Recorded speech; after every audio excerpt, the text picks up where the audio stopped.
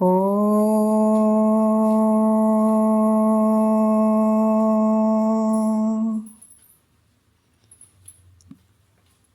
ಗುರುರ್ಬ್ರಹ್ಮ ಗುರುರ್ವಿಷ್ಣು ಗುರುರ್ದೇವೋ ಮಹೇಶ್ವರಃ ಗುರು ಸಾಕ್ಷಾತ್ ಪರಬ್ರಹ್ಮ ತಸ್ಮೈ ಶ್ರೀ ಗುರವೇ ನಮಃ. ಶ್ರೀ ಜಗದ್ಗುರು ಸಿದ್ಧಾರೂಢರ ಪಾದಕಮಲಗಳಿಗೂ, ಶ್ರೋತ್ರಿಯ ಬ್ರಹ್ಮನಿಷ್ಠ ಸದ್ಗುರು ಬಸವಾನಂದರ ಪಾದಕಮಲಗಳಿಗೂ, ಅವರ ಪ್ರತಿರೂಪದಂಥ ನಿಜಗುಣಪ್ಪನವರ ಪಾದಕಮಲಗಳಿಗೂ ನನ್ನ ದೀರ್ಘದಂಡ ಪ್ರಣಾಮಗಳನ್ನು ಸಲ್ಲಿಸುತ್ತಾ, ಎಲ್ಲ ಮಹಾತ್ಮರ ಪಾದಕಮಲಗಳಿಗೂ ನನ್ನ ದೀರ್ಘದಂಡ ಪ್ರಣಾಮಗಳನ್ನು ಸಲ್ಲಿಸುತ್ತಾ, ಮನದಲ್ಲಿ ಸ್ಮರಿಸಿಕೊಳ್ಳುತ್ತಾ, ತಮ್ಮೆಲ್ಲರಿಗೂ ವಂದಿಸುತ್ತಾ ಇವತ್ತಿನ ಅನುಭವ ಸಾರ. ಈ ಅನುಭವ ಸಾರದಲ್ಲಿ ಮೊದಲನೆಯ ಸಂಧಿ ಶುರುವಾಗ್ಯದ. ಎರಡನೆಯ ಸೂತ್ರದ ಕೆಲವು ವಿಚಾರಗಳನ್ನು ನಾವು ಹೇಳಬೇಕಾಗ್ತದೆ. ಏನು ಹೇಳ್ತಾ ಇದ್ದಾರೆ? ಈ ಮೊದಲನೇ ಸಂಧಿ ಒಳಗೆ ಭಾಳಷ್ಟು ವಿಚಾರಗಳನ್ನು ಅವರು ಹೇಳ್ತಾ ಇದ್ದಾರೆ.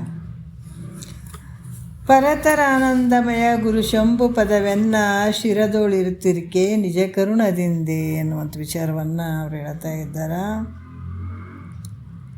ಯಾಕಂತ ಭಾಳಷ್ಟು ಅದ್ಭುತವಾಗಿ ಅಂತ ಪರತರಾನಂದಮಯ ಗುರು ಶಂಭುಲಿಂಗನ ಆತನ ಕೃಪಾ ಆಶೀರ್ವಾದ ನನ್ನ ಮೇಲೆ ಇರಲಿ, ನಿಜ ಶಿರದೊಳಿ ಇರುತ್ತಿರಿಕೆ ಅಂತನ್ನುವಂಥ ನಿಜ ಕರುಣದಿಂದ, ಆ ಕರುಣೆಯಿಂದ ನನಗೆ ಅವರ ಆಶೀರ್ವಾದ ಇರಲಿ ಅನ್ನುವಂಥ ರೂಪದಲ್ಲಿ ಅಲ್ಲಿ ಹೇಳ್ತಾ ಇದ್ದಾರೆ ಅವರು. ಇಲ್ಲಿ ಕೂಡ ಎರಡನೆಯ ಸೂತ್ರದಲ್ಲಿ ಸಕಲ ವೇದಾಂತ ಸಾರವನ್ನೇ ತಿಳಿಯುವಂತೆ ಸಾಧಕರಿಗೆ ಈ ಪ್ರಕರಣದೋಳು ಒಲಿದುವರೆವೆನು ಅಂತ ಇಲ್ಲಿ ಹೇಳ್ತಾ ಇದ್ದಾರೆ ಎರಡನೆಯ ಸೂತ್ರದಲ್ಲಿ. ಯಾಕಂದ್ರೆ ಸಕಲ ವೇದಾಂತ ಏನು ಅದಾವ ಎಲ್ಲದರ ಒಂದು ಸಾರವನ್ನು ನಾನು ತಿಳಿಯುವಂತೆ, ಯಾರಿಗೆ? ಮುಮುಕ್ಷಿಗಳಿಗೆ, ಸಾಧಕರಿಗೆ ನಾ ತಿಳಿಯುವಂತೆ ಒಲಿದು ಹೇಳ್ತೀನಿ ಅಂತ ಹೇಳ್ತಾರೆ. ಈ ಪ್ರಕರಣ, ಈ ವಿಷಯವನ್ನು ನಾನು ಅವರಿಗೆ ಒಲಿದು ಹೇಳ್ತೀನಿ ಅನ್ನುವಂಥ ವಿಚಾರವನ್ನು ಹೇಳಿ, ಇವಾಗ ಏನು ಹೇಳಿದಾರ? ಹಿಂದಿನ ವಿಚಾರದಲ್ಲಿ ಭಾಳಷ್ಟು ವಿಚಾರಗಳು ಬಂದಿದ್ದಾವ. ಏನು ಹೇಳಿದಾರ? ಒಂದನೇ ನುಡಿಯಲ್ಲಿ ಇಂದಿನ ವಿಚಾರಗಳನ್ನು ಹೇಳಿದ್ದಾರೆ. ಈಗ ನಾವು ಎರಡನೆಯ ನುಡಿಯಿಂದ ನೋಡೋಣ. ಏನು ಹೇಳಿದ್ದಾರೆ ಹಿಂದಿಂದ ಸ್ವಲ್ಪ ತಗೊಳ್ಳೋಣ.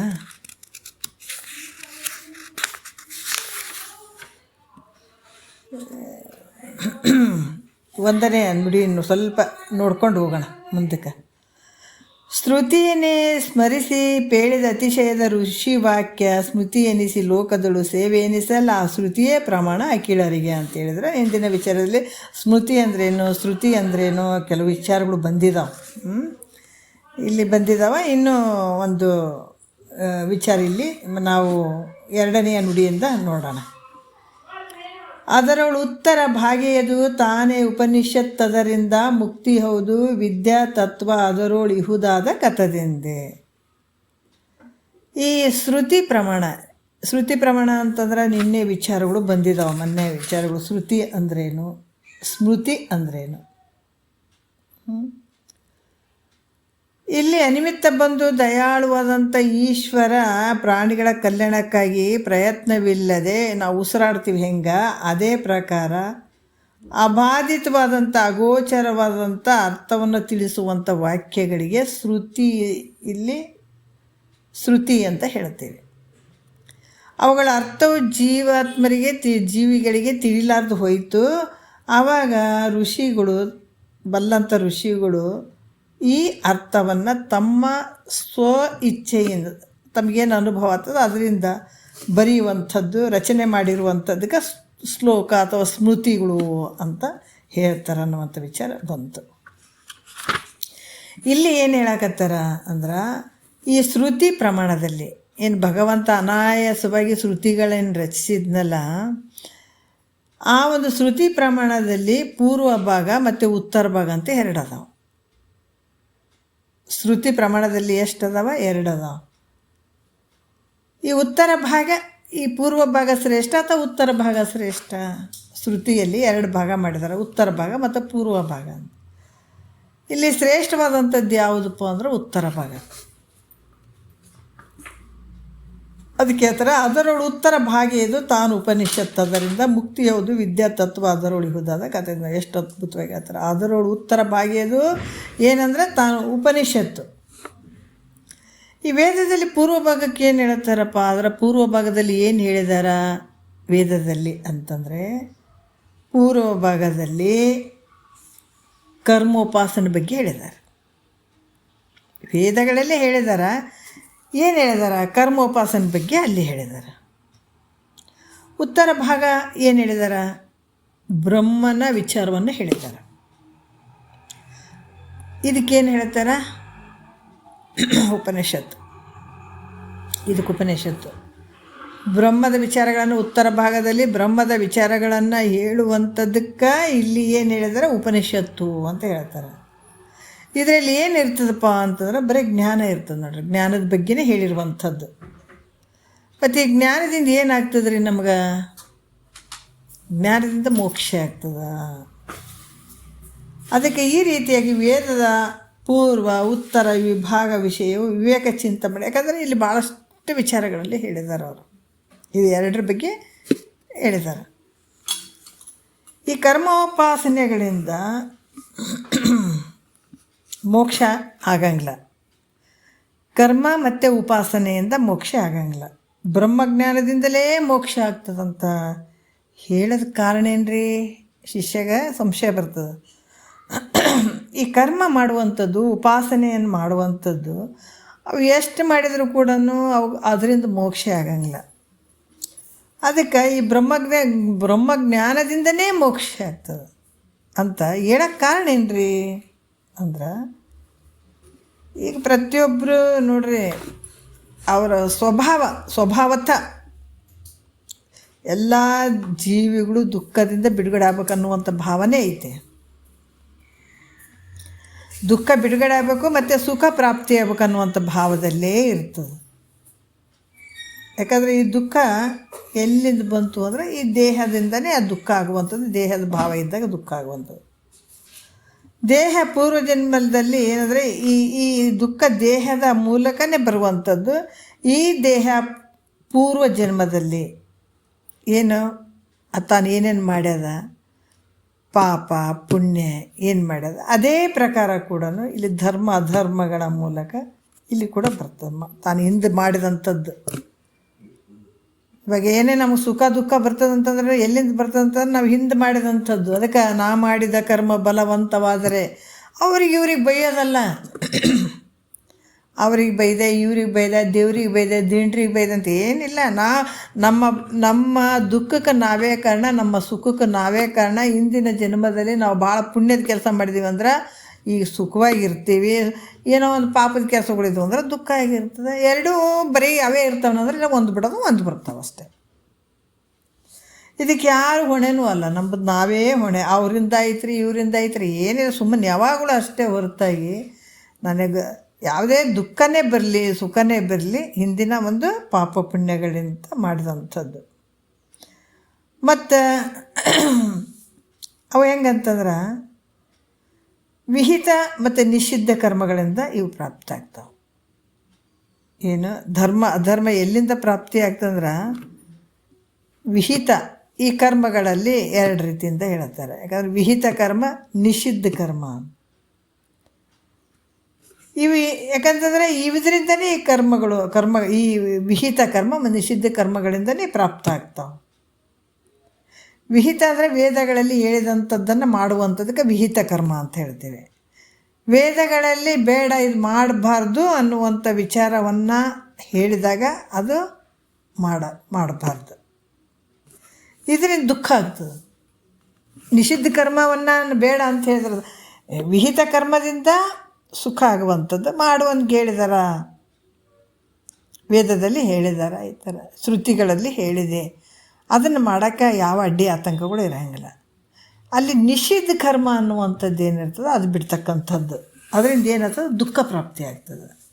ವಿಹಿತ ಕರ್ಮದಿಂದ ಸುಖ ಪ್ರಾಪ್ತಿ ಆಗ್ತದೆ, ನಿಷಿದ್ಧ ಕರ್ಮ ಏನು ಮಾಡಿ ಅದರಿಂದ ಬರುವಂಥ ಪಾಪ ಪುಣ್ಯ ಏನಿರ್ತದೆ, ನಿಷಿದ್ಧ ಕರ್ಮಗಳಿಂದ ಪಾಪ ಪ್ರಾಪ್ತಿಯಾಗಿ ಇರುವಂಥದ್ದು. ಈ ವಿಹಿತ ನಿಷಿದ್ಧ ಕರ್ಮಗಳು ಎಲ್ಲಿಂದ ಬರ್ತಾವ? ರಾಗದ್ವೇಷಗಳಿಂದ.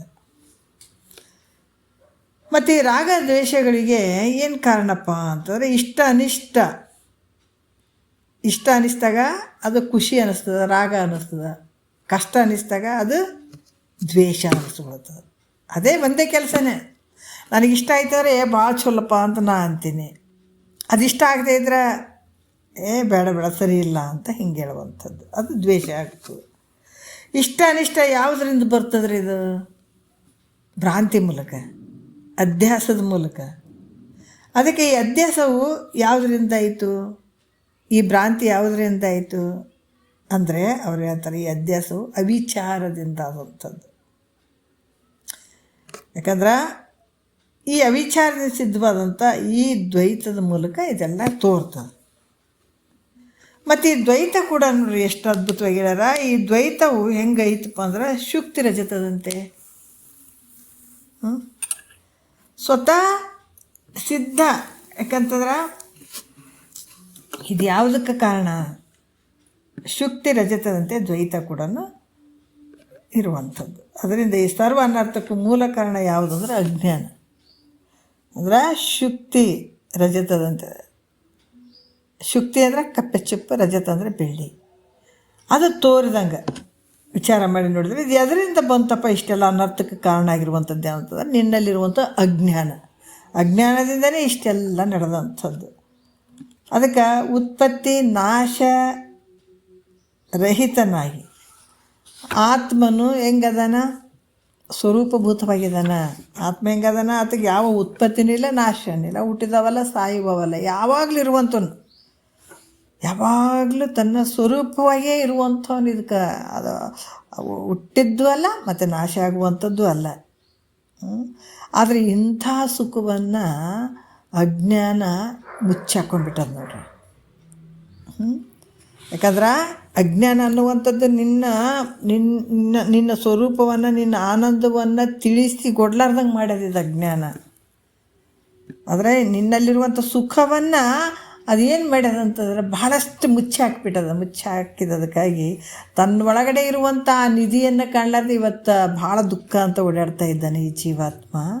ಅದಕ್ಕೆ ಈ ಅಜ್ಞಾನ ಹೆಂಗಾಗಿದೆ ಅಂದರೆ ಸಂಪೂರ್ಣವಾಗಿ ಅಜ್ಞಾನದಿಂದ ಆವರಿಸಲ್ಪಟ್ಟಿರುವಂಥದ್ದು ಸುಖ.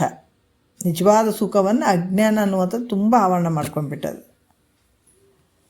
ಯಾಕಂದ್ರೆ ಈ ಅಜ್ಞಾನದ ನಾಶ ಸುಖ ನಮಗಾಗ್ಬೇಕು. ಅಜ್ಞಾನ ನಾಶ ಆಗಬೇಕು, ಸುಖ ನಮಗಾಗಬೇಕಾಗಿತ್ತಂದ್ರೆ ಯಾವುದರಿಂದ ಆಗ್ತದೆ? ಜಗತ್ತಿನೊಳಗೆ ವಿಚಾರ ಮಾಡಬೇಕು. ಅಜ್ಞಾನ ನಾಶ ಆಗಬೇಕು, ನಮಗೆ ಸುಖ ಪ್ರಾಪ್ತಿ ಆಗಬೇಕು. ಯಾವುದರಿಂದ ಆಗ್ತದೆ ರೀ ಅಂತಂದ್ರೆ ಸಮ್ಯಕ್ ಜ್ಞಾನದಿಂದ.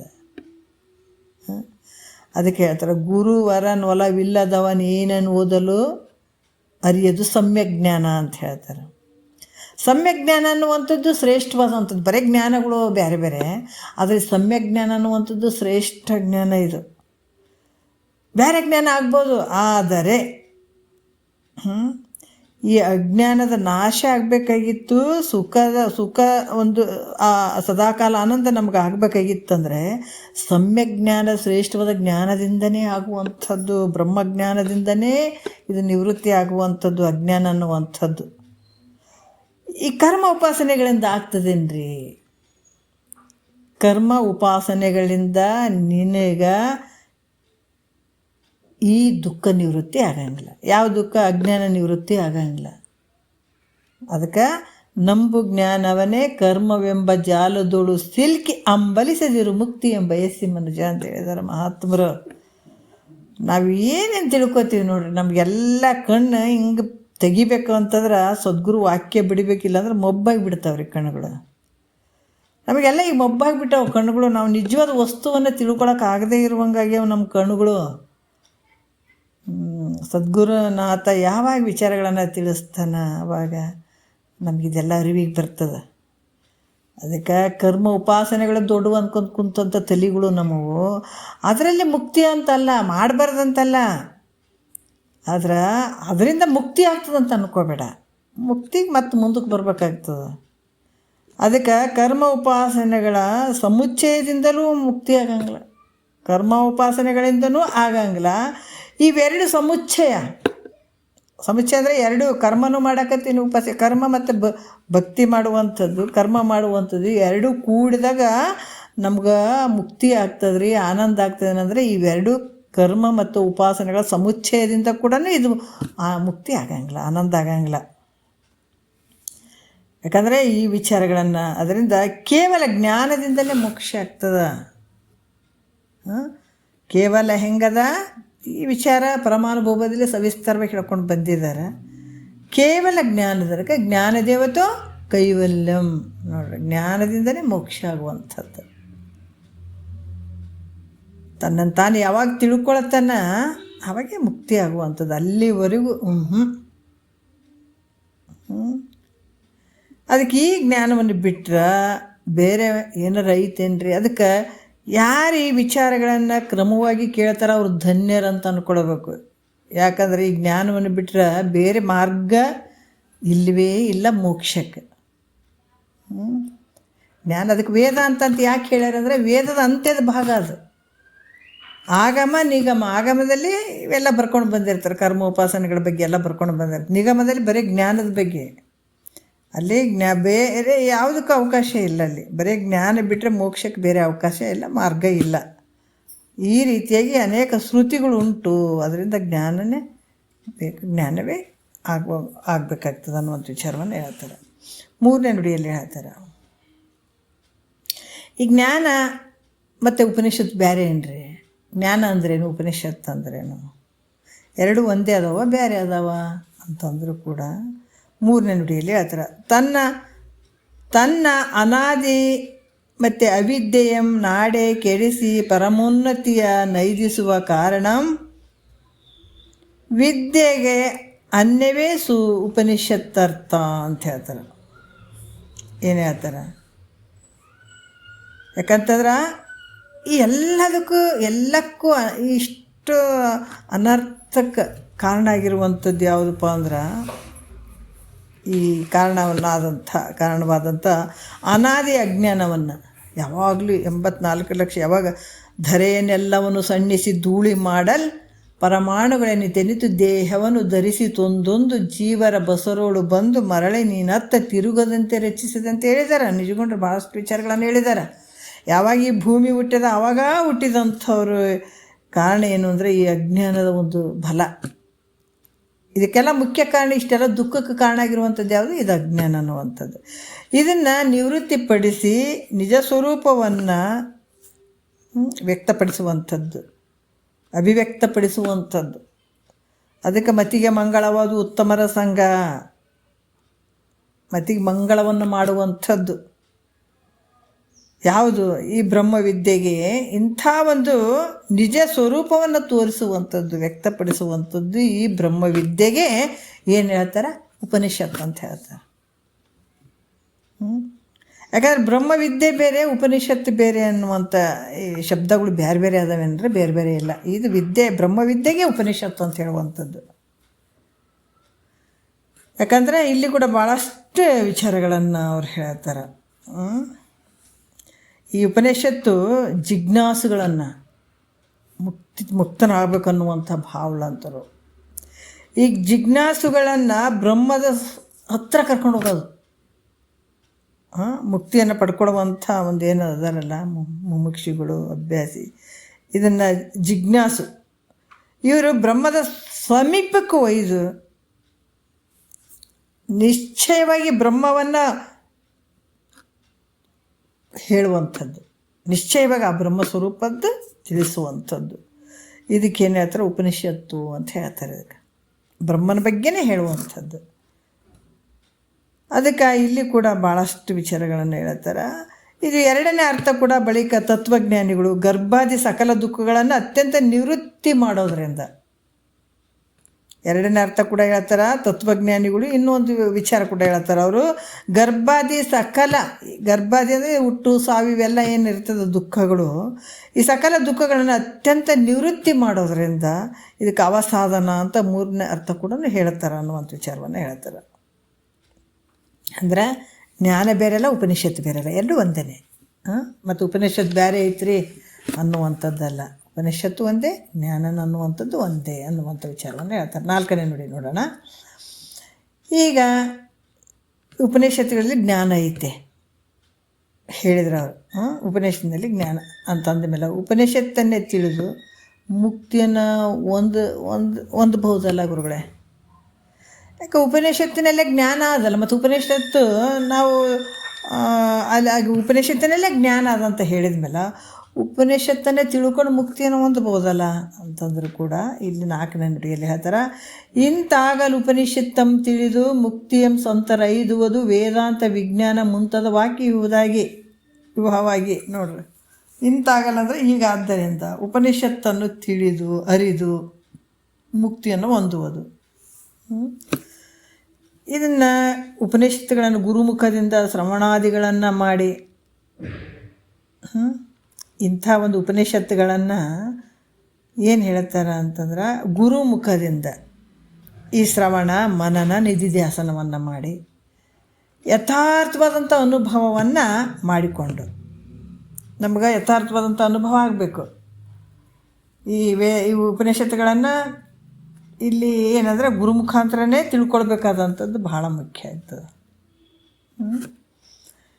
ತಿಳ್ಕೊಂಡು ಗುರುಮುಖಾಂತರ ಶ್ರವಣ ಮನನ ನಿಧಿಧ್ಯಾಸ ಮಾಡಿ ತನ್ನ ಯಥಾರ್ಥವಾದ ಒಂದು ಅನುಭವವನ್ನು ಮಾಡಿಕೊಂಡು ಇಲ್ಲೇನ ಸಂಶಯ ವಿಪರೀತ ಭಾವ ಅಸಂಭಾವ ಅನ್ನುವಂಥವನ್ನು ಇವೆಲ್ಲವನ್ನು ಅವನ್ನ ಬಿಟ್ಟು ಬಿಡುವಂಥದ್ದು.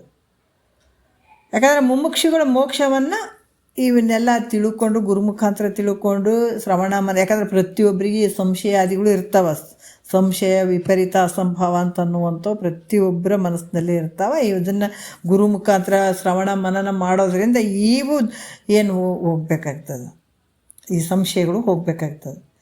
ಈ ಹೋದ ನಂತರ ಇಲ್ಲಿ ಕೂಡ ಹೇಳ್ತಾರೆ ಅವರು, ಈ ಈ ಈ ಭಾವನೆಗಳನ್ನು ಕಳ್ಕೊಂಡು ನಂತರ ಮುಮುಕ್ಷುಗಳು ಮುಕ್ತಿಯನ್ನು ಹೊಂದತಕ್ಕಂಥದ್ದು ಹೊಂದಬೇಕು.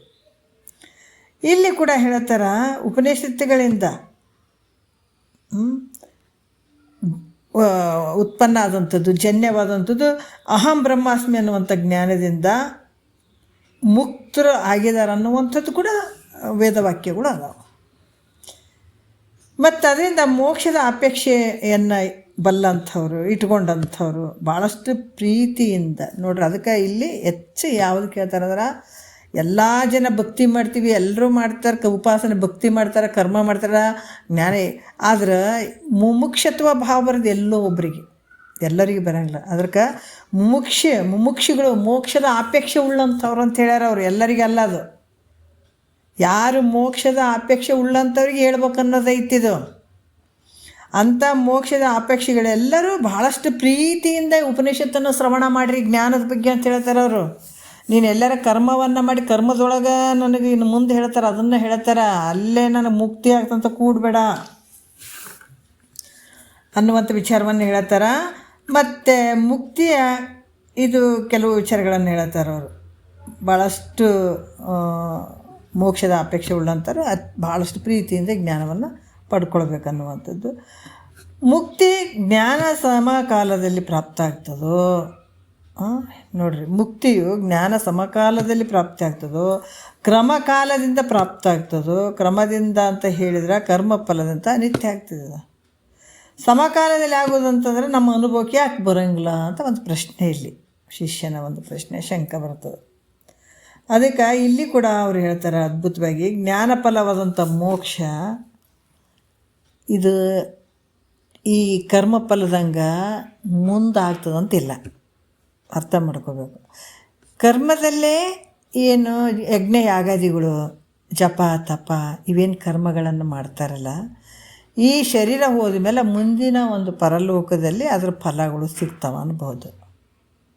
ಅಂದ್ರೆ ಮುಂದೆ ಈ ಸ್ವರ್ಗಾದಿ ಭೋಗಗಳನ್ನು ಅನುಭವಿಸ್ಲಿಕ್ಕಾಗಿ ಇಲ್ಲಿ ಯಜ್ಞ ಯಾಗಾದಿಗಳನ್ನು ಮಾಡುವಂಥದ್ದು, ಜಪ ತಪ ಮಾಡುವಂಥದ್ದು, ಮುಂದೆ ಅದರ ಫಲಗಳು ಅದಾವೆ, ಕರ್ಮದ ಫಲಗಳು. ಆದರೆ ಕಾಲಾಂತರದಲ್ಲಿ ಆಗ್ತದೆ ಜ್ಞಾನ ಅಂದ್ರೆ ಹಂಗಾಗಕ್ಕೆ ಬರೋಂಗಿಲ್ಲ. ಯಾಕಂದ್ರೆ ಭೋಜನ ಸಮಕಾಲದಲ್ಲಿ ತೃಪ್ತಿ ಆಗುವಂತೆ ಊಟ ಮಾಡಬೇಕಾದಾಗ ನಮ್ಗೆ ಊಟದ ಜೊತೆನೇ ನಮ್ಗೆ ಹೊಟ್ಟೆ ತುಂಬ್ತದಿಲ್ಲ. ಇನ್ನು ಊಟ ಮಾಡ್ತಿರ್ತೀವಿ, ಅಪ್ಪ ಹೊಟ್ಟೆ ತುಂಬಿತಪ್ಪ ಸಾಕಂತೀವಿ.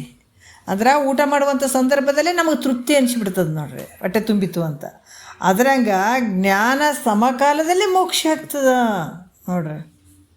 ಅದರ ಜ್ಞಾನವನ್ನು ಪಡ್ಕೊಳ್ಬೇಕಾದಾಗ ಯಾವಾಗ ನಿನಗೆ ಅದನ್ನು ತಿಳ್ಕೊತ ಹೋಗ್ತೀವಿ ಅವಾಗ ನಿನಗೆ ಮುಕ್ತಿ ಆಗ್ತದೆ. ಅದಕ್ಕೆ ಜ್ಞಾನ ಸಮಕಾಲದಲ್ಲಿ ಮೋಕ್ಷ ಆಗ್ತದೆ. ಯಾವ ರೀತಿ ಅಂತಂದ್ರೂ ಕೂಡ ಇಲ್ಲಿ ಹೇಳ್ತಾರೆ, ನಿನ್ನ ಯಾವಾಗ ಸ್ವರೂಪದಾಗ ನಾನು ಗುರುಗಳು ಬಳಿ ಬಂದಾಗ, ಅಪ್ಪ ನನಗೆ ಭಾಳ ದುಃಖ ಆಗ್ಯದಪ್ಪ, ಈ ಸಂಸಾರ ಎಷ್ಟಪ್ಪ, ಇದು ಪ್ರಶ್ನೆ ಯಾರಿಗೆ ಬರ್ತದೆ? ಅವ್ರು ಪುಣ್ಯಾತ್ಮರು. ನಮ್ಗೆ ರೊಕ್ಕ ರೂಪಾಯಿ ಜಗ್ಗಿ ಸಿಕ್ಕಾಗ ನಾವು ಪುಣ್ಯ ಅಂತೀವಿ. ಇದು ನಮ್ಮ ತಲೆಗೆ ಬಿಡ್ದಂಥ ಅಜ್ಞಾನ, ಇದು ಭ್ರಮೆ. ಇದು ನಮಗೆ ಭಾಳ ರೊಕ್ಕ ಏನಂದ್ರೆ ಅಷ್ಟು ಆಸ್ತಿ ಸಂಪತ್ತು ಜಾಸ್ತಿ ಇದೆ, ಏನು ಪುಣ್ಯ ಮಾಡ್ಯಾರ್ರಿ ಅಂತೀವಿ ನಾವು. ಆದರೆ ಜ್ಞಾನಿಗಳು ಒಪ್ಪುತ್ತಾರನೇ ಅದಕ್ಕೆ ಛೆಚ್ ಅಂತಾರೆ. ಯಾಕಂತಂದ್ರೆ ಯಾವಾಗ ಇದು ಸಂಸಾರ ಏಟು ಮಾಡಿದ್ರೆ ಅಟ್ಟೆ ಐತೆ, ಬಂದೀವಿ ಇಷ್ಟು ವರ್ಷ ಕಳೆದೀವಿ, ಸುಖ ಅನ್ನೋದು ಏನದು ಇದ್ರಾಗ? ಕೊನೆಯವರೆಗೆ ಇದೇ ಭಾವ ಇಟ್ಕೊಂಡು ಹೋಗೋದ, ಮತ್ತು ಪುನರಪಿ ಜನನ ಮತ್ತು ಹುಟ್ಟುವಂಥದ್ದು ಸಾಯುವಂಥದ್ದು ಮಹಾತ್ಮರು ಹೇಳ್ತಾರೆ. ಇದು ಬೇಡ. ಇನ್ನು ಗುರುಗಳು ಬಂದಾರಂದ್ರೆ, ಮತ್ತು ಗುರುಗಳು ಯಾಕೆ ಬಂದಾರ, ಭೂಮಿಗೆ ಯಾಕೆ ಬಂದರು, ಗುರು ಅಂತ ಯಾಕೆ ಅನಿಸ್ಕೊಂಡ್ರು? ಏನು ಸುಮ್ಮನೆ ಉಂಡು ತಿಂದು ಹೋಗಕ್ಕೆ ಬಂದಾರನ್ನ ಅವ್ರ ಗುರುಗಳು? ಮತ್ತು ಅವ್ರ ಕೆಲಸ ಏನು? ಗುರು ಅನ್ನೋಕ್ಕೆ ಕಾರಣ ಏನು ಅವರಿಗೆ? ಇದನ್ನು ನಾವು ಅರ್ಥ ಮಾಡ್ಕೋಬೇಕಲ್ಲ. ಗುರು ಯಾಕೆ ಬಂದಾನ? ಸುಮ್ಮನೆ ಬಂದಾನ? ನೀನು ಉದ್ಧಾರ ಮಾಡೋಕ್ಕೆ ಬಂದಂಥವನದನತ. ನೀನೇನು ಅಜ್ಞಾನದಾಗ ಬಿದ್ದು ಒದ್ದಾಡಕತ್ತೀಯಲ್ಲ, ಅದಕ್ಕಾಗಿ ಅದನ್ನು ತಿಳಿಸಿ ನಿನಗೆ ಉದ್ಧಾರ ಮಾಡೋಕ್ಕೆ ಬಂದಾನೆ. ಈ ಭವದಿಂದ ಪಾರು ಮಾಡೋಕ್ಕೆ ಬಂದಂಥ ಸದ್ಗುರು ಅದನಪ್ಪ. ಅಂಥ ಗುರುವಿನಿಂದ ಇಂಥ ಭವರೋಗ ಕಳ್ಕೊಳ್ಳಿಕ್ಕೆ ಸಾಧ್ಯ ಆದಂತೆ ಯಾವಾಗ ನಿನಗೆ ಸ್ವಲ್ಪ ಮನಸ್ಸಿಗೆ ಅನ್ಸಕತ್ತಂದ್ರೆ ಅದು ದೊಡ್ಡ ಪುಣ್ಯ ಅನ್ಕೋಬೇಕು. ಗುರು ಆದರೂ ಕೂಡ ಹಂಗೆ ಇರಬೇಕು. ಶಿಷ್ಯನ ಅಜ್ಞಾನವನ್ನು ಕಳೀಲಿಕ್ಕೆ ಪ್ರಯತ್ನ ಮಾಡ್ಬೇಕು. ಸುಮ್ಮನೆ ಅಂತೇಳಿ ಅವ್ರ ಯಾರೇ ಒಂದು ಮುಮುಕ್ಷಿಗಳು ಬಂದರೂ ಕೂಡ ಹಂಗೆ ಹಿಂಗೆ ಅಂತ ಹೇಳ್ಕೊತವ್ರು ಆ ಥರನೂ ಗುರುಗಳು ಇರಬಾರ್ದು. ಇದು ಸತ್ಯ ಅನುಭವ, ಇದು ಮಿಥ್ಯ ಅನುಭವ ಎಂದು ಒದವಿ ಬೋಧಿಪನೆ ಸದ್ಗುರು ಹಕ್ಕು ಅಂತ ಹೇಳ್ಯಾರ ಅವರು. ಯಾವುದು ಸತ್ಯ ಅದ, ನೀನು ಮುಮುಕ್ಷಿಗಳು ಯಾರಾದರೂ ಮೋಕ್ಷದ ಅಪೇಕ್ಷೆ ಇಟ್ಕೊಂಡು ಬಂದು ನಿನ್ನ ಪಾದಕ್ಕೆ ಬಿದ್ದರಂದ್ರೆ ಅವ್ರು ಉದ್ಧಾರ ಮಾಡುವಂಥ ಕರ್ತವ್ಯ ನಿನಗೆ ಇರಲೇಬೇಕದು. ಇರಲಿಲ್ಲ ಅಂದ್ರೆ ನೀನು ಹೆಂಗೆ ಗುರು ಆಗ್ತಿ? ಮಹಾತ್ಮರು ಇದನ್ನು ಹಾಕ್ಕೊಂಡ್ಬಿಡ್ತಾರೆ. ಹೇಳ್ಬೇಕು, ಇದು ಸತ್ಯ. ಮೋಕ್ಷದ ಅಪೇಕ್ಷೆ ಇಟ್ಕೊಂಡು ಬಂದಂಥ ವ್ಯಕ್ತಿಗೆ ಇದು ಸತ್ಯ ಐತೆ, ಇದು ಮಿಥ್ಯ ಅದ. ಬ್ರಹ್ಮ ಸತ್ಯ, ಜಗನ್ ಮಿಥ್ಯ ತಿಳಿಸಿ ಹೇಳು. ಏನೇನೈತೆ ಶರೀರದಾಗ, ಯಾವುದು ಸತ್ಯ ಅದ, ಯಾವುದು ಮಿಥ್ಯ ಅದ, ಈ ಜಗತ್ತು ಅಂದ್ರೇನು, ಈ ಜೀವ ಅಂದ್ರೇನು, ನೀನಂದ್ರೇನು, ಈಶ್ವರ ಅಂದ್ರೇನು ಎಲ್ಲ ತಿಳಿಸು, ಬಿಚ್ಚಾಕು. ಎಲ್ಲ ಆತ್ಮ ಅನಾತ್ಮದ ಜೊತೆ ಬೆರೆಸ್ಕೊಂಡು ಕುಂತಿದ್ದು ಹೊತ್ಕೊಂತ ಕುಂತದಲ್ಲ, ಅದನ್ನು ತೆಗೆದು ಹಾಕೀಗ. ಮತ್ತು ನೀ ತೆಗೆದು ಹಾಕ್ಲಿ ಅಂದ್ರೆ ಯಾರು ತೆಗೆದು ಹಾಕ್ತಾರ? ಗುರು ಅಂದ್ರೆ ಕರ್ತ ಏನಿದು? ಈ ರೀತಿ ಗುರು ಕೂಡ ಇರಬೇಕಾಗ್ತದೆ. ಶಿಷ್ಯ ಕೂಡ ಅಷ್ಟೇ ಸೇವಾದಿಗಳನ್ನು ಮಾಡಿ, ಆಪ್ತ, ಅಂಗ, ಸ್ಥಾನ, ಸದ್ಭಾವ ಅನ್ನುವಂಥದ್ದು. ಅದಕ್ಕೆ ಸುಮ್ಮನಾಗೋದು ವಿಧಿಯೋಳು ಒಂದದೇ ಮುಕ್ತಿ. ಸುಮ್ಮನಾಗೋದು ಇದೇನು ಸುಮ್ಮನೆ ಆಗಿಬಿಡ್ತದನ್ನ? ನಾವು ಗುರುಗಳು ಹೇಳ್ತಾರೆ ಬಿಡ್ರಿ, ಅವ್ರು ಹಂಗೆ ಹೇಳ್ತಾರೆ, ನಾವು ಹಿಂಗೆ ಕೇಳ್ತೀವಿ. ಕೇಳಿ ಬಿಡ್ರಿ, ನಾವು ಮುಕ್ತಿ ಐತೆ ಅಂತೀರೇನ? ಹಂಗಲ್ಲದು. ಸುಮ್ಮನಾಗೋದು ವಿಧಿಯೋಳು, ಇದು ಸತ್ಯ, ಇದು ಅನಿತ್ಯವೆಂಬುದನ್ನರಿಯದೆ, ಇದು ನಿತ್ಯ, ಇದು ಅನಿತ್ಯವೆಂಬುದನ್ನರಿಯದೆ, ಹೃದಯದ ಭೋಗ್ಯಚ್ಛ ದೊರೆಯದೆ, ಒದವಿ ಸಮಾಧಿ ಸಾಧನವಾರು ನೆರೆಯದೆ, ಸದುಗತಿ ಆಸೆಯಳು ಉರಿಯದೆ, ಸುಮ್ಮನಾಗೋದು ವಿಧಿಯೊಳು ಒಂದದೆ ಮುಕ್ತಿ. ಸುಮ್ಮನಾಗೋದು ಎಲ್ಲ ಇದಕ್ಕೆ ಭಾಳಷ್ಟು ಅದಾವ. ಮತ್ತೇನು ಹೇಳ್ತಾರೆ? ಗುರುಪಾದ ಸೇವೆಯನ್ನು ಒಲವಿಂದ ಮಾಡದೆ ಅಂತ ಹೇಳಿದಾರ. ಬರೇ ನೀನು ಓದ್ಕೊತ ಹೋಗ್ತೀನಿ ರೀ ಇವೆಲ್ಲ ಇರಬೇಕಾಗ್ತದೆ ನಿನಗೂ.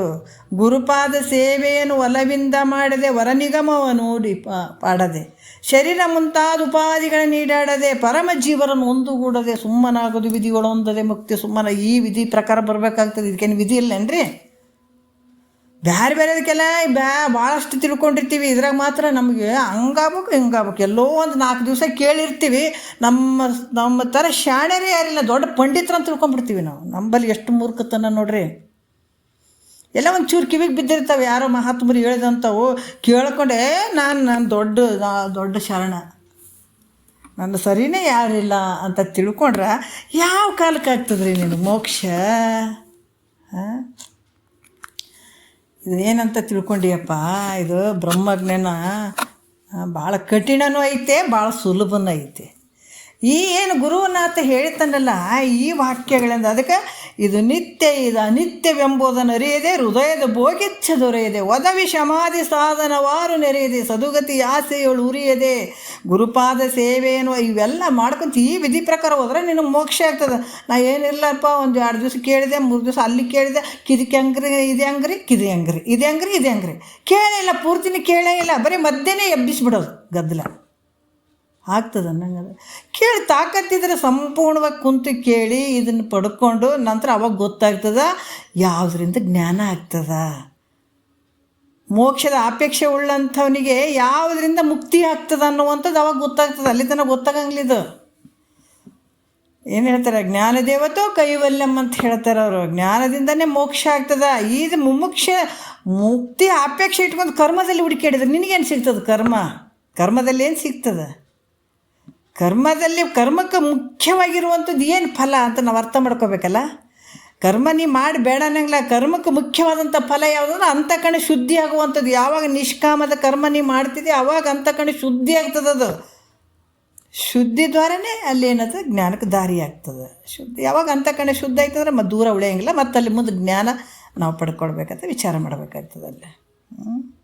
ಹಾಗಾಗಿ ಅಂತಃಕರಣ ಶುದ್ಧಿ ಆಗೋದಕ್ಕೆ ಕರ್ಮ ಉಪಾಸನೆಗಳು. ನಂತರ ಏನಂದ್ರೆ ಇಲ್ಲಿ ಕೂಡ ಈ ಕರ್ಮದ ಒಂದು ಅಪೇಕ್ಷೆ ಇಟ್ಕೊಂಡು ಫಲಾಪೇಕ್ಷೆ ಇಟ್ಕೊಂಡು ಈ ಕರ್ಮಗಳನ್ನು ಮಾಡುವಂಥದ್ದು, ಈ ಕರ್ಮ ಉಪಾಸನೆಗಳ ಫಲ ಹೆಂಗದಂದ್ರೆ, ಈಗ ನಾವು ಕರ್ಮ ಉಪಾಸನೆಗಳು ನಿಷ್ಕಾಮದ ಪುಣ್ಯದ ಫಲದಿಂದ ನಾವು ಮಾಡೀವಿ ಅಲ್ಲ.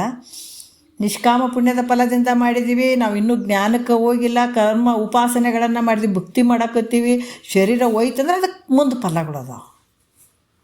ಅವಾಗೆ ಫಲ ಸಿಗಲಿಲ್ಲ ಕರ್ಮದ ಫಲ. ಮತ್ತು ಮುಂದಿನ ಸ್ವರ್ಗಾದಿ ಭೋಗಗಳ ಫಲಗಳು ಇರ್ತಾವೆ. ಮತ್ತು ತಿರ್ಗಾ ನೀನು ಜ್ಞಾನಿ ಹೊಟ್ಟೆ ಎಲ್ಲರೂ ಹುಟ್ಟುತ್ತಿದ್ದಿ, ಶ್ರೀಮಂತರು ಹೊಟ್ಟೆ ಎಲ್ಲ ಹುಟ್ಟುತ್ತಿದ್ದಿ, ಅದು ಕರ್ಮದ ಫಲಗಳು ಆಮೇಲೆ ಆಗುವಂಥದ್ದು. ಅದು ಜ್ಞಾನದ ಫಲ ಹೆಂಗೈತೆ ಅಂದ್ರೆ, ಕರ್ಮ ಉಪಾಸನೆ ಆಯಿತು, ನಿನ್ನ ಪುಣ್ಯ ಜಾಸ್ತಿ ಆಯಿತು, ನಿಷ್ಕಾಮದ ಪುಣ್ಯದ ಫಲ ಜಾಸ್ತಿ ಆಯ್ತು ಅಂದಾಗ ಸದ್ಗುರು ಸಿಕ್ಬಿಡ್ತಾನೆ ನಿನಗೆ. ಸಿಕ್ಕಿದಂತಂದ್ರೆ ಆತನ ವಿಚಾರಗಳು ತಿಳಿಯೋಕೆ ಶುರುವಾಗಿಬಿಡ್ತದೆ ನಿನಗೆ. ತಿಳಿತಾ ಅಷ್ಟೇ ನೀನು ಶ್ರದ್ಧೆನೂ ಇಟ್ಕೋಬೇಕು ಸ್ವಲ್ಪ. ಮನುಷ್ಯ ಆಗಿದೆ ಅಂತಂದಮೇಲೆ ಶ್ರದ್ಧೆನೂ ಬೇಕಾಗ್ತದೆ ನಿನಗೆ. ಆವಾಗ ಶ್ರದ್ಧವಾನ್ ಲಭತೆ ಜ್ಞಾನ. ಎಷ್ಟು ಶ್ರದ್ಧೆಯಿಂದ ನೀನು ಕೇಳ್ತಾ ಹೋಗ್ತಿದ್ದಿ, ನಿನ್ನ ಸ್ವರೂಪದ ಒಂದು ಸ್ಥಿತಿ ನಿನಗೆ ಎಷ್ಟು ಶ್ರದ್ಧೆ ಇಡ್ತಿದೆ ಅಷ್ಟು ಸ್ವಾನುಭವದ ಸುಖ ತಾನೇ ಕೈ ಸೇರುವುದು. ಆ ಸುಖ ನಿನ್ನ ಕೈ ಸೇರಕತ್ತಿ ಬಿಡ್ತದೆ. ಯಾವಾಗಂದ್ರೆ ಊಟ ಮಾಡುವಂಥ ಸಂದರ್ಭದಲ್ಲಿ ಹೊಟ್ಟೆ ಹೆಂಗೆ ತುಂಬ್ತದೆ ಹಂಗೆ ಜ್ಞಾನದ ಸಂದರ್ಭದಲ್ಲಿ ನಿನಗೇನು ತಿಳಿತಾ ಅವಾಗ ನಿನ್ನ ಸ್ವಸ್ವರೂಪದ ಜ್ಞಾನ ಆಯಿತು ಅಂದಾಗ ಅವಾಗ ನೀನು ಮುಕ್ತಿನೇ ಆಗಿಬಿಡ್ತಿದೆ. ಏನು ದೂರ ಇಲ್ಲ. ಇದು ಸತ್ತ ಮೇಲೆ ಬರುವಂಥ ಫಲ ಅಲ್ಲಿದು ಜ್ಞಾನದ್ದು. ಅದಕ್ಕೆ ಇಲ್ಲಿ ಕೂಡ ಹೇಳ್ತಾರ ಯಾವ ರೀತಿ ನಾವು ಇದನ್ನು ಸ್ವಸ್ವರೂಪದ ಜ್ಞಾನ ಆಗಬೇಕಾಗಿತ್ತಂದ್ರೆ ನಾವು ಅನಾತ್ಮ ದೇಹಾದಿಗಳ ಏನು ಅಧ್ಯಾಸ ಬಿಡುವಂಥದ್ದು. ನಮ್ಗೆ ಎಷ್ಟು ಅಧ್ಯಾಸ ಆಗಿದೆ. ಈಗ ಶರೀರ ನಾನು ಅಂದ್ಕೊಂಡು 1 2 ನಾವು ತಿಳ್ಕೊಂಡದ್ದು. ಅದಕ್ಕೆ ಹೃದಯ ಗ್ರಂಥಿ ಗಂಟುಗಳು, ನಮ್ಮ ಹೃದಯದಲ್ಲಿ ಗಂಟದಾವೆ. ಅದಕ್ಕೆ ನಮಗೆ ನೋವು ಕೊಡ್ತಾ ಇರೋದು ಈಗ. ಹೃದಯ ಗ್ರಂಥಿಗಳು ಇದ್ದದಕ್ಕಾಗಿ ಗ್ರಂಥ ಬಂದಾವೆ. ಹೃದಯದಲ್ಲಿ ಗ್ರಂಥಿಗಳಿದ್ದ ಗ್ರಂಥಿ ಏನಾಗ್ಯಾವ, ತೊಂದರೆ ಕೊಡಕತ್ತಾವ, ತ್ರಾಸು ಕೊಡಕತ್ತಾವ. ಯಾಕಂದ್ರೆ ಆ ತ್ರಾಸು ಅಂತ ಯಾರಿಗೆ ಗೊತ್ತಾಗಿದೆ ಅವ್ರಿಗೆ ಅರ್ಥ ಆಗ್ತದಿಲ್ಲ. ಅಂದರೆ ಇದೇ ಸುಖ ಅಂತ ಈ ತ್ರಾಸಿಗೆ ಸುಖ ಅಂತ ಹೊಂಟಿರ್ತೀವಿ ನಾವು ಅಲ್ಲ. ಜನನ ಮರಣ ಅನ್ನುವಂಥದ್ದೇ ಭಾಳ ದುಃಖ ಐತಪ್ಪ, ದೊಡ್ಡ ದುಃಖ ಐತೆ ಅಂತ ಯಾರಿಗೆ ಗೊತ್ತದ್ರಿ? ಇದು ನಮಗೆ ಗೊತ್ತಿರಲಿಲ್ಲ. ನಾನು ಹೇಳ್ತೀನಿ, ಒಂದು ಮಾತು ಹೇಳ್ತೀನಿ. ಸ್ಟಾರ್ಟಿಂಗ್ ಹೋಗ್ಬೇಕಾದಾಗ ನಾವು ಇದನ್ನು ಹೇಳಿದ್ದೀನಿ ನಾನು ಕೆಲವು ಸಲ. ಭಾಳ ದುಃಖ ಐತ್ರಿ, ಈ ಭವ ದುಃಖ, ಈ ಭವರೋಗ, ಇಷ್ಟೊಂದು ದುಃಖ ಐತೆ. ಇದು ಜನ್ಮಾಂತರ ಕಾಡುವಂಥ ದುಃಖ. ಇದು ಭಾಳ ದೊಡ್ಡ ದುಃಖ ಅನ್ನೋರು ಈ ಶಾಸ್ತ್ರದಾಗ ಗುರುಗಳು. ಎಷ್ಟು ದುಃಖ ಐತೆ ಇದು ಅನ್ನುವಂಥದ್ದು ಹೇಳಿದಾಗ ನನಗೆ ದುಃಖ ಅಂದರೆ ಅರ್ಥ ಆಗ್ತಿರ್ಲಿಲ್ಲ. ಇವ್ರು ಏನು ದುಃಖ ಅಂತಾರಲ್ಲಪ್ಪ. ನಮಗೇನು ಒಟ್ಟಿಗೆ ದೇವ್ರು ಕೊಟ್ಟಾನಂದ್ರೆ ನಾವು ಭಾಳ ಚಂದ ಅದೀವಪ್ಪ, ಆನಂದವಾಗಿ ಅದೀವಿ. ಇವ್ರು ಮಾತ್ರ ಬರೀ ಅತ್ಯಂತ ದುಃಖ, ನಿವೃತ್ತಿ, ಪರಮಾನಂದ ಪ್ರಾಪ್ತಿ, ನಾವು ಆರಾಮಾಗೇ ಇದ್ದೀವಿ. ಈಗ ಇವ್ರು ದುಃಖ ಅಂತಾರಲ್ಲ, ನನಗೆ ಎಷ್ಟೋ ದಿವಸ ಕನ್ಫ್ಯೂಸ್ ಆಗಿರೋದು. ದುಃಖ ಅಂತಾರಲ್ಲ ಏನಿರ್ಬೋದು ಅಂತ ಬರ್ತಾ ಗೊತ್ತಾಯ್ತು. ಅರೆ ಆಯ್ತು. ಶಂಕರ ನೋಡೋ ನೀಯನ್ನ ಪರಿಭವದ ಬಾಧೆಯನ್ನು ಕೃಪೆ ಮಾಡು, ಬೇಗದೊಳು ಅಭಯವಿತ್ತು. ಮಾಯಕರ್ಮದ ಬಾಧೆ, ಕಾಯಕರಣದ ಬಾಧೆ, ವಾಯು ವಿಷೇಂದ್ರಿಯದ ಬಾಧೆ ಶಂಕರ. ಏವಹ ಜನನ ಮರಣದ ಬಾಧೆ, ತಾಪ ಸಮುದಾಯದ ಅತಿ ಬಾಧೆ ಘನವೆನೆಗೆ ಶಂಕರ. ಅರೆ ಗೊತ್ತಾಯ್ತು ನೋಡ್ರಿ, ಇಲ್ಲಿ ಗೊತ್ತಾಯ್ತು. ಅಶುತೃಷಗಳ ಬಾಧೆ, ವ್ಯಸನ ವೇಳರ ಬಾಧೆ, ದಸೆಗೆಡಿಸುವ ಹರಿಕುಳದ ಬಾಧೆ ಶಂಕರ, ಕುಸುಮ ಬಾಣದ ಬಾಧೆ, ಮದಶೋಕ ಮೋಹ ರತಿ ವಿಸರ ದುರ್ಬಾಧೆ ಘನವನೆಗೆ ಶಂಕರ. ಅಬಾಬಾಬಾಬ, ನಮಗೆ ಗೊತ್ತೇ ಇಲ್ಲ ಈ ದುಃಖ. ಸಾಯ್ತೀವಿ ಅನ್ನೋದು ಗೊತ್ತಿಲ್ಲ, ಮತ್ತು ಹುಟ್ಟು ಗರ್ಭದಲ್ಲಿರುವಂಥ ದುಃಖನೂ ಗೊತ್ತಿಲ್ಲ. ಹಾಂ, ಯಾವುದು ಗೊತ್ತಿಲ್ಲ. ಸಾಯುವಂಥ ಹುಟ್ಟೀವಿ, ಆಯ್ತು. ಈಗ ಅವ್ರು ನನ್ನವ್ರು, ಇವ್ರು ನನ್ನವ್ರು, ಅದು ಆಯ್ತು, ಉಂಡಿವಿ ತಿಂದಿವಿ, ಗೊತ್ತಾಗ್ಲಾರ್ದಂಗೆ ದಿವಸ ಕಳೆದ್ವಿ, ಹತ್ಕೊಂತ ಹೊಂಟಿವಿ. ಅಷ್ಟೇ ಜೀವನ ನಂಬುದು. ಆದರೆ ನಿಜವಾದ ದುಃಖ ಗೊತ್ತಾಗಬೇಕಾದ್ರೆ ಪುಣ್ಯನೇ ಬೇಕು ಇದಕ್ಕೂ. ಅವಾಗ ಗೊತ್ತಾಯ್ತು ಬರ್ತಾ ಹೋಯ್ತು, ಅರೇ ಇದು ಹುಟ್ಟು ಸಾವು ಜನನ ಮರಣ. ಪ್ರತಿ ಸಲ ಹುಟ್ಟುವಂಥ ಪುನರಪಿ ಜನನಂ ಪುನರಪಿ ಮರಣಂ. ಇಂಥ ಶರೀರಕ್ಕೆ ಬಂದು ಸಿಗಾಕೊಂಡ್ಬಿಡೋದು. ಶರೀರ ಅಂದರೆ ಎಷ್ಟು ಕಷ್ಟ ಐತ್ರಿ. ಶರೀರ ಬಂದ ಮೇಲೆ ಹಸಿವು ತೃಷ್ಯಗಳ ಬಾಧೆ ಅಂತ ಮಹಾತ್ಮರು ಹೇಳಿದ್ರು. ಅವರು ಇದಕ್ಕೆ ಊಟ ಹಾಕಬೇಕು, ನೀರು ಕುಡಿಸ್ಬೇಕು, ಇದಕ್ಕೆ 1 2 ಇದಕ್ಕೆ ರೋಗ ಬರಬೇಕು, ಇದು ಒತ್ಕೊಂಡು ತಿರುಗಿಬಿಡ. ಎಂಥ ಕಷ್ಟ ರೀ ಇದು. ಸ್ವಲ್ಪ ನಾವು ಆಳವಾಗಿ ವಿಚಾರ ಮಾಡಿದಾಗ ಬಾಬಾ ಏನು ದುಃಖ ಐತಪ್ಪ ಅನ್ನಿಸ್ತದ. ಅದಕ್ಕೆ ಈ ದುಃಖ ಯಾವಾಗ ಗೊತ್ತಾಯಿತು ಅಂತಂದಾಗ ಆವಾಗ ಮನುಷ್ಯ ಇದಕ್ಕೆ ಪರಿಹಾರ ಮಾಡ್ಕೊಳಕ್ಕೆ ನೋಡ್ತಾನೆ. ಅದಕ್ಕೆ ಮೊದಲು ಪ್ರಶ್ನೆ ಅರ್ಥ ಆಗ್ಬೇಕು. ಈ ಮಕ್ಕಳು ಸ್ಕೂಲ್ನಲ್ಲಿ ಬರಿಬೇಕಾದ್ರೆ ಸುಮ್ಮನೆ ಬರೆದು ಬಿಡ್ತಾವನ್ ಉತ್ತರ. ಎಕ್ಸಾಮ್ನಲ್ಲಿ ಬರಿಬೇಕಾದ್ರೆ ಆನ್ಸರ್ ಪೇಪರ್ನಲ್ಲಿ ಸುಮ್ಮನೆ ಬರಿತಾವೇನ. ಅದಕ್ಕೆ ಪ್ರಶ್ನೆ ಅರ್ಥ ಆಗ್ಬೇಕಾಗ್ತದೆ. ಅರ್ಥ ಆದಾಗ ಮಾತ್ರ ಉತ್ತರ ಸಿಗ್ತದೆ, ಇಲ್ಲಾಂದ್ರೆ ಸಿಗಂಗಿಲ್ಲ. ಹಾಗಾಗಿ ಎಷ್ಟೋ ಜನರಿಗೆ ಪ್ರಶ್ನೆನೇ ಗೊತ್ತಿಲ್ಲ, ಮತ್ತು ಉತ್ತರ ಎಲ್ಲಿ ಹುಡುಕ್ತಾರೆ ಹೇಳ್ರಿ. ಮತ್ತು ಪ್ರಶ್ನೆ ಉತ್ತರ ಎರಡೂ ಸಿಗಬೇಕಾಗಿತ್ತಂದ್ರೆ ಅವರು ಇಡೀ ವರ್ಷ ಓದ್ಬೇಕು ಒಂದೊಂದು ಸಬ್ಜೆಕ್ಟು.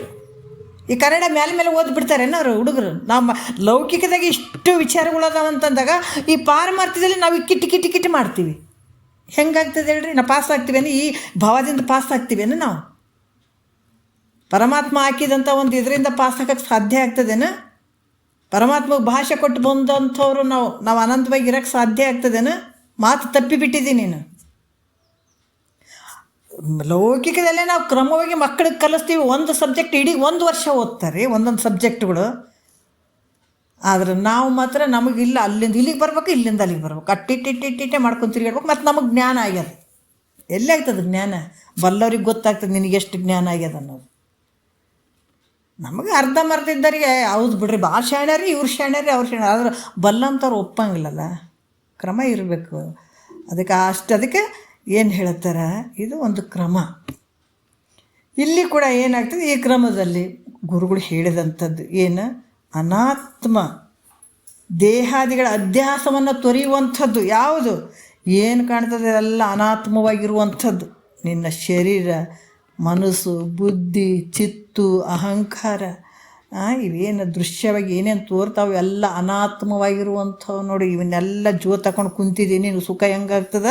ಅದಕ್ಕೆ ಎಲ್ಲ ಕಡೆ ಮೋಹ ಇಟ್ಕೊಂಡು ಕುಂತಿದ್ದಿ. ಶರೀರವನ್ನು ಹಿಡ್ಕೊಂಡು ಎಲ್ಲ ಅಹಂಕಾರ ಪರ್ಯಂತರ ಎಲ್ಲವನ್ನು ಅನುಭವ ಇಟ್ಕೊಂಡು ಕುಂತದಕ್ಕಾಗಿ ಇದು ಹೃದಯ ಗ್ರಂಥಿ. ಇದು ಗಂಟುಗಳಿದ್ದದಕ್ಕೆ ನಿನಗೆ ಅನಂತವಾಗಿ ಎಷ್ಟೇ ಜನ್ಮಗಳು ಬರಲಿ, ಈ ಜನ್ಮದಲ್ಲಿ ಏನೋ ಸದ್ಗುರು ವಾಕ್ಯ ಎಲ್ಲರ ಕೇಳಿ, ಎಲ್ಲನ ಒಂದು ಕಿವಿಗೆ ಬೀಳಕತ್ತವ. ಈ ಕ್ರಮಶಾಸ್ತ್ರನ ಕೇಳಕತ್ತೀನಿ ಅಂತ ನೀ ಏನಾರ ಸ್ವಲ್ಪ ಕಷ್ಟಪಟ್ಟು ಕೇಳಿದ್ರೆ ಧನ್ಯ ಆಗಿಬಿಡ್ತಿದೆ.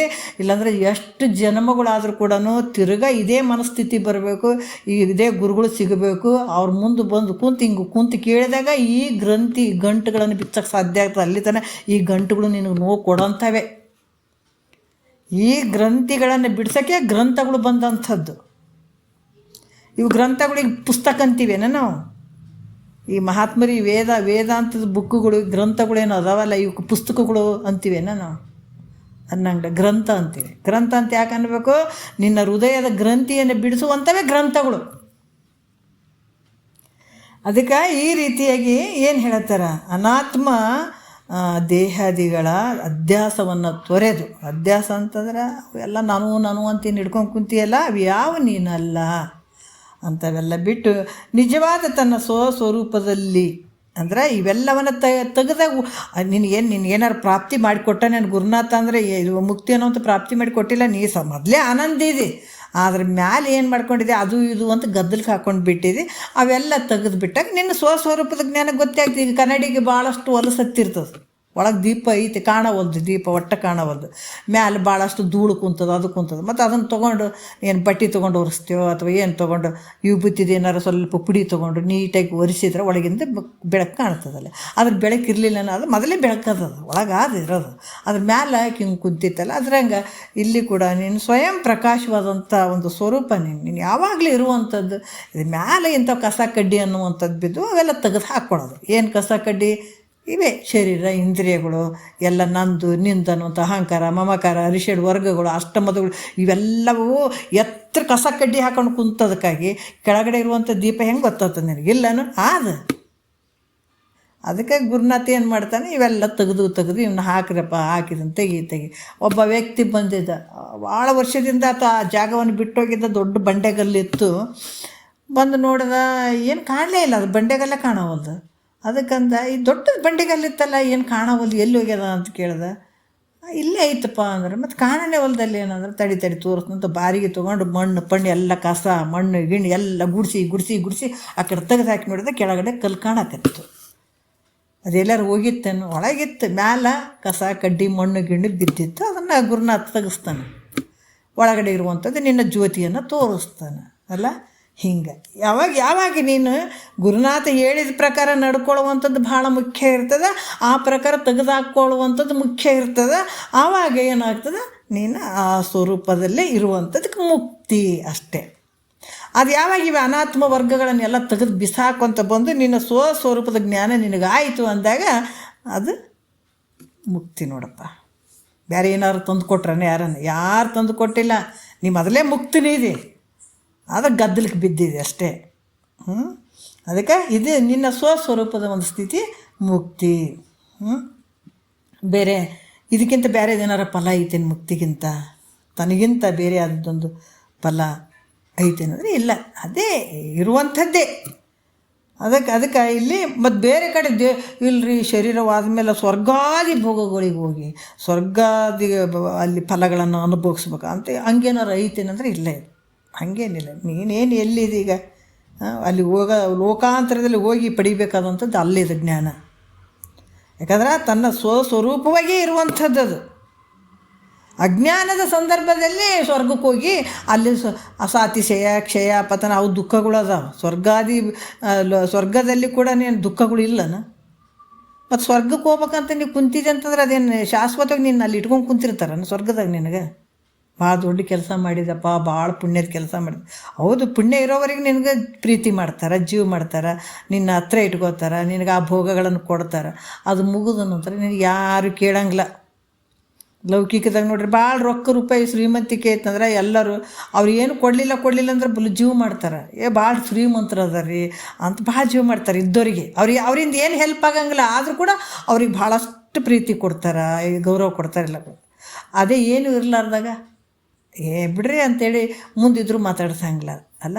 ಹಂಗೆ ಸ್ವರ್ಗಕ್ಕೆ ಹೋಗ್ಬೇಕಂತ ಬೇಕಾದಷ್ಟು ನೀವು ರೆಡಿ ಮಾಡ್ಕೊಂಡು ಅಲ್ಲಿ ಆದರೂ ಕೂಡ ಅಲ್ಲಿ ಸಾತಿಶಯ ಕ್ಷಯ ಪತನ ಅನ್ನುವಂಥ 3 ದುಃಖಗಳು ಇರ್ತಾವೆ. ಆದರೆ ನಿನ್ನ ಪುಣ್ಯ ಇರೋವರೆಗೂ ಅಲ್ಲಿರುವಂಥ ದೇವತೆಗಳು ಅಲ್ಲಿ ಏನೇನು ಅದಾರ ಅವರೆಲ್ಲರೂ ನಿನಗೆ ಪ್ರೀತಿ ತೋರಿಸ್ತಾರೆ. ಯಾವಾಗ ನಿನ್ನ ಪುಣ್ಯ ತೀರ್ತಂದ್ರೆ ಅವ್ರು ಯಾರು ನಿನಗೆ ಮಾತಾಡ್ಸಂಗಿಲ್ಲ, ಮತ್ತು ಒದ್ದು ಕೆಳಗಾಗ್ತಾರೆ ಅಷ್ಟೇ. ಅದಕ್ಕಾಗಿ ಮಾಡ್ತೇನೆ ನೀನು. ಅದಕ್ಕೆ ಮಹಾತ್ಮರು ಹೇಳ್ತಾರೆ, ಹಾಗೇನಾರ ಈ ಜ್ಞಾನ ಐತೇನಂದರೆ ಇಲ್ಲ, ನಿನಗೆ ಹೋಗುವಂಥದ್ದೇನ ಬರುವಂಥದ್ದಿಲ್ಲ. ಅದು ತನ್ನ ಸ್ವರೂಪದಲ್ಲೇ ಇರುವಂಥದ್ದು ಐತಿದು. ಅದರಿಂದ ನಿನಗೆ ಅದು ಸ್ವರ್ಗಾದಿ ಭೋಗ ಕೂಡ ಶಾಶ್ವತ ಅಲ್ಲ. ಅದು ಈ ಭೂಮಿ ಮೇಲೆ ಎಷ್ಟು ಪ್ರಾರಬ್ಧ ಕರ್ಮ ತಂದಿದೆ ಅಷ್ಟು ಮಾತ್ರ. ಈಗ ನಾವು ಭಾಳ ನಿಶ್ಚಿಂತೆಯಾಗಿದ್ದೀವಿ, ಇನ್ನೂ 100 ವರ್ಷ ತನಕ ಬದುಕ್ತೀವಿ ಅಂತೇಳಿ ಅಂದ್ಕೊಂಡು ನಾವು ಇದ್ದೀವಿ. ಆದ್ರೆ ನಮ್ಮ ಪ್ರಾರಬ್ಧ ಕರ್ಮ ಮುಗಿದು ಒಂದು ಹನಿ ನೀರು ಕುಡಿತೀನಿ ಅನ್ನೋದು ಕೂಡ ಇಲ್ಲಿ ಜಾಗ ಇಲ್ಲ ನಮಗೆ. ನಾವಿದು ಮುಖ್ಯವಾಗಿ ಅರ್ಥ ಮಾಡ್ಕೊಳ್ಬೇಕು. ನಾವು ಉಣ್ತೀವಿ ತಿಂತೀವಿ, ಏನು ಆನಂದವಾಗಿ ಹಿಂಗೆ ಇರ್ತೀವಿ ಅಂತ ತಿಳ್ಕೊಂಡಿದ್ದೀವಲ್ಲ. ನಮ್ಮ ಪ್ರಾರಬ್ಧ ಯಾವಾಗ ಅದೇ ಹೇಳ್ತಿರಲ್ಲ, ಪರೀಕ್ಷೆ ಬರಿಬೇಕಾದ್ರೆ ಒಂದೊಂದು ನಿಮಿಷ ಕೂಡ ಭಾಳ ಮುಖ್ಯ ಇರ್ತದೆ. ಒಂದೊಂದು ನಿಮಿಷ ಓದಂಗೆ ನಮ್ಮ ಮೂರು ತಾಸಿನ ಪೇಪರ್ ಮುಗಿದ ತಕ್ಷಣ ಒಂದು ಕ್ಷಣದಲ್ಲೇ ನಮ್ಗೆ ಆನ್ಸರ್ ಪೇಪರ್ ಕಸ್ಕೊಂಡ್ಬಿಡ್ತಾರೆ. ಇನ್ನೂ ಒಂದು ಅರ್ಥ ಬರಿತೀನಿ ಸರ್, ಒಂದು ಸ್ವಲ್ಪ ಕೊಡ್ರಿ ಅಂದರೆ ನಡಿ ಎಷ್ಟು ನೀನು ಒಂದೇ ಅಕ್ಷರ ಬರೀ ಕಸ್ಕೊಂಡ್ಬಿಡ್ತಾರೆ ಅವರು.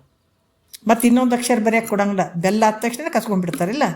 ಅದ್ರಂಗೆ ಈ ಭೂಮಿ ಮೇಲೆ ನಾವು ಬಂದರೂ ಕೂಡ ನಮ್ಮ ಪ್ರಾರಬ್ಧ ಮುಗಿದ ನಂತರ ಇನ್ನೊಂದು ಹನಿ ನೀರು ಬಾಯಾಗಿರ್ತಾ ಒಳಗೆ ಹೋಗಿರಂಗಿಲ್ಲ. ಯಾಕಂದ್ರೆ ಅಷ್ಟೇ ಅದು ನಿನ್ನ ಋಣ, ಅಷ್ಟು ಡೇಂಜರ್ ಐತಿದು. ಅದಕ್ಕೆ ಇಲ್ಲಿ ಹಂಗೆ ಸ್ವರ್ಗದಿ ಭೋಗನೂ ಐತೆ, ನಿನಗೆ ಎಷ್ಟು ಪುಣ್ಯ ಇರ್ತದೆ ಅಟ್ಟೆ ಇಟ್ಕೊಳ್ಳೋದು, ಮತ್ತು ನೀನು ಮತ್ತೆ ಇಲ್ಲಿಗೆ ಬರೋದು, ಹಿಂಗಿರ್ತದೆ. ಅದ್ರ ಜ್ಞಾನ ಹಂಗಲ್ಲ. ಇಲ್ಲಿ ಯಾವಾಗ ನಿನ್ನ ಒಂದು ಎಲ್ಲವನ್ನು ಗುರು ಮುಖಾಂತರ ತಿಳ್ಕೊಳ್ತೀವಿ, ಅವಾಗ ನಿನ್ನ ಸ್ವರೂಪದ ಜ್ಞಾನ ನಿಶ್ಚಯ ಆಯ್ತದೆ, ಅವಾಗೆ ಮುಕ್ತಿ ನಿನಗೆ. ನೀನು ಹೋಗುವಂಥದ್ದಲ್ಲ, ಬರುವಂಥದ್ದಲ್ಲ. ಅದಕ್ಕೆ ಈ ರೀತಿಯಾಗಿ ಇದು ನಿನ್ನ ಅನುಭವ ರೂಪವಾಗಿರುವಂಥದ್ದು ಅನ್ನುವಂಥ ವಿಚಾರ. ಇದನ್ನು ಮತ್ತೆ ಭಾಳಷ್ಟು ಮುಂದಿನ ವಿಚಾರಗಳನ್ನು ಕೂಡ 5ನೇ ನುಡಿಯಲ್ಲಿ ಹೇಳಿದ್ದಾರೆ. ಒಂದು ವಿಚಾರ ನಾನು ಹೇಳುವಂಥದ್ದು, ನಮಗೂ ಏನು ಗೊತ್ತಿರದೇ ಇದ್ದಾಗ 3 ಗುಣಗಳು ಸ್ಟಾರ್ಟಿಂಗ್ ನಮ್ಗೆ ಗೊತ್ತಾದಾಗ ಈ ಜ್ಞಾನ ಏನಂತಂದ್ರೆ